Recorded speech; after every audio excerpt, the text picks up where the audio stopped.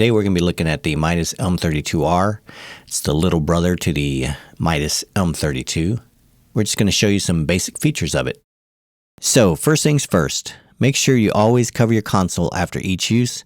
That'll prevent dust from getting into your internal components and it'll make your board last longer. Let's go ahead and take a look at the fader layer section of the M32R. It's located right below the LCD screen to the right. Each one of these buttons, with the exception of the REM and the fader flip button, correspond to a certain section on the board. They'll actually pull up a certain section on the board, and we'll look at that in just a second. But here's what the faders look like on the board. Okay, so if you press inputs 1 through 8 on the fader layer of the board, this section of the board now corresponds to channels 1 through 8, or inputs 1 through 8. Usually I have my drums on channels 1 through 8.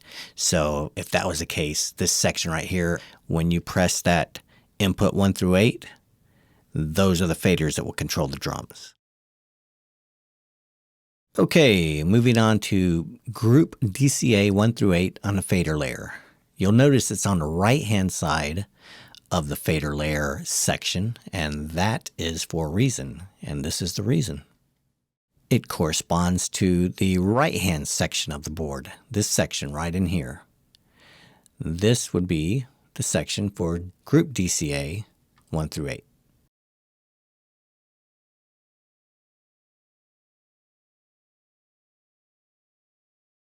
Okay, once you press the button, input 9 through 16, these change to channels 9 through 16.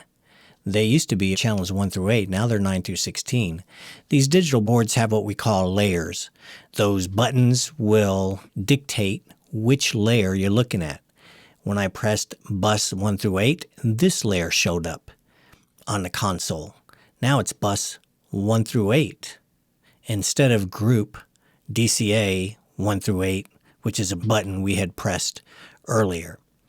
So when you press DCA 1 through 8, you'll get DCA channels. And when you press bus 1 through 8 on the right-hand side of the board, you'll get bus 1 through 8 on the right-hand side of the board.